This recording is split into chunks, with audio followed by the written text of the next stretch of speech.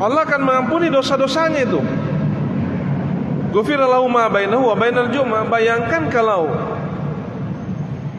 setiap hari Jumat kita melakukan hal yang sama, maka jangan heran kalau memang seorang muslim itu betul-betul bersih. Ya, kenapa? Karena dia selalu membersihkan dirinya. Ini baru sebatas salat Jumat ini. Belum salat-salat yang lain.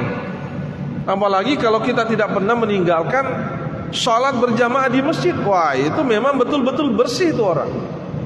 Kecuali kalau dalam satu minggu itu dia isi juga macam-macam. Karena itu tentu juga ada ketentuannya ya.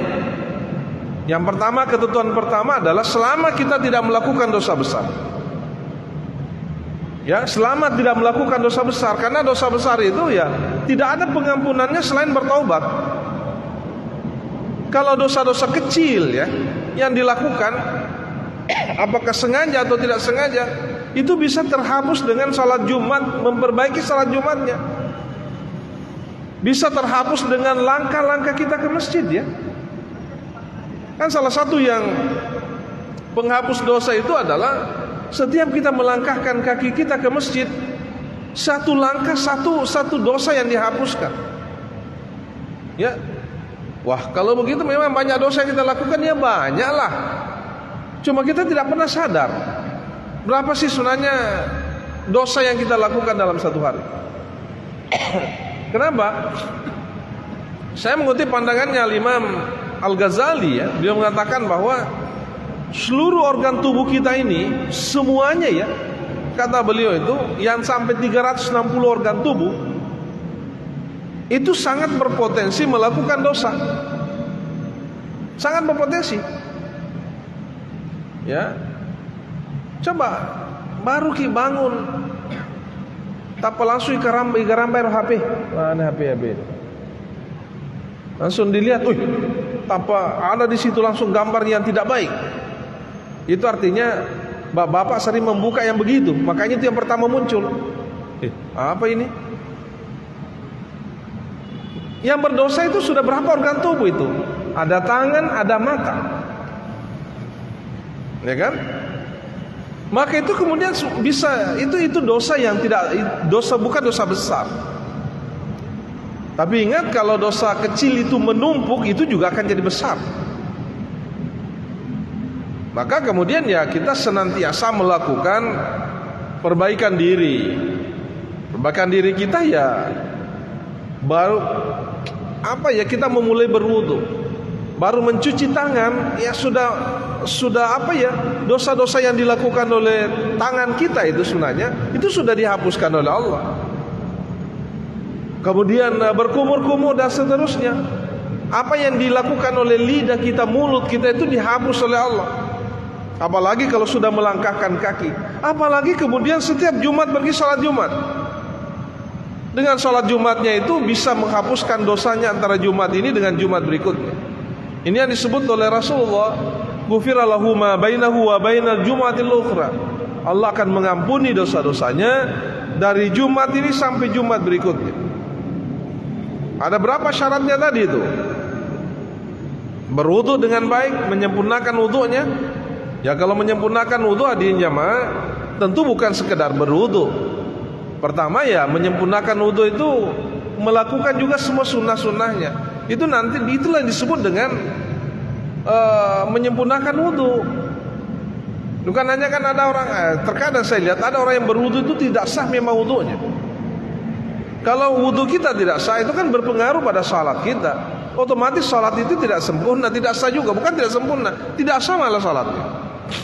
Kalau ada orang yang tidak sempurna wudunya, dia berwudu masih ada yang tidak basah, itu tidak sah wudunya tuh. Ya kan? Ada kan orang berwudu dikasih aku bawa ruhan, tidak basah di bagian ini. Bagaimana mau diampuni dosa-dosanya kalau begitu? Ya kan? Sementara apa yang diperlukan, yang diwajibkan untuk kita basuh dalam wudu itu mereka tidak lakukan. Sempurnakan wudunya dulu. Makanya di hadis berikutnya dikatakan man tawadda fa ahsanal wudu. Siapa yang berwudu kemudian dia memperbaiki wudunya, dia menyempurnakan wudunya 3 kali, Selain 3 kali, dia membasuh seluruh organ tubuh yang sunnah juga. Bukan hanya yang wajib, tapi yang sunnah juga dia basuh. Ya, apalagi kemudian dia pergi ke masjid, sampai di masjid dia melakukan salat sunnah semampunya. Kan tidak mesti harus mulai dari datang sampai khatib, tidak wajib juga. Sekalipun itu memang disunnahkan. Sekalipun itu disunnahkan. Ini tadi yang saya katakan oleh sebagian ulama disebut sebagai salat sunnah intizar. Sekalipun ada yang mengatakan itu salat sunnah mutlak itu. Ya, silakan kita lakukan kalau kita mampu. Tapi itu tadi yang saya katakan, pokoknya kalau letun aku masih malah apalagi posisinya nyandar, Pak. Enak sekali. Sandre kau lirin masih enak sekali itu. Ya. Kemudian tidur. Apalagi saya curiga nanti Jumat besok ini, mungkin juga mulai dari kemarin. Megalada makasitin ronda, Pak, makasingi karpe. Ya, wah, tambah enak ini tidurnya ini. Ya. Ada kipas, wah ya, ada kipas lagi ya tambah. Tambah enak ini tidur kalau begini. Ada kipas, enak sekali ada tambah. Ya. Ini terlalu memanjakan sebenarnya jamaah, tapi tetap matu itu ya matur bawang kayak boleh. Itu tuh matur. Jarang juga yang. Mungkin Ustaz Sambo ya perlu ini. Perlu disosialisasikan ya, di masjid raya itu enak sekali kalau berjamaah. Sekali-sekali dikasih nela di Facebook itu. Bagaimana kondisi masjid raya hari ini? Apa fasilitas yang ada? Orang tertarik datang. Orang pasti tertarik datang. Karena semakin banyak orang berjamaah, semakin banyak pahala yang kita dapatkan sebenarnya kan. Banyak, itulah sebabnya kenapa di Masjid Haram itu banyak sekali pahala yang kita dapatkan. Karena banyak memang orang berdatang berjamaah. Jadi kita undang mereka datanglah. Daripada pergi nongkrong ya. Saya tahu di sini di sekitar Masjid Raya ini banyak sekali orang nongkrong, Pak. Jauh lebih banyak orang di warkop itu kalau maghrib daripada pergi ke masjid. Bagaimana bisa menggait mereka datang ke masjid untuk salat berjamaah?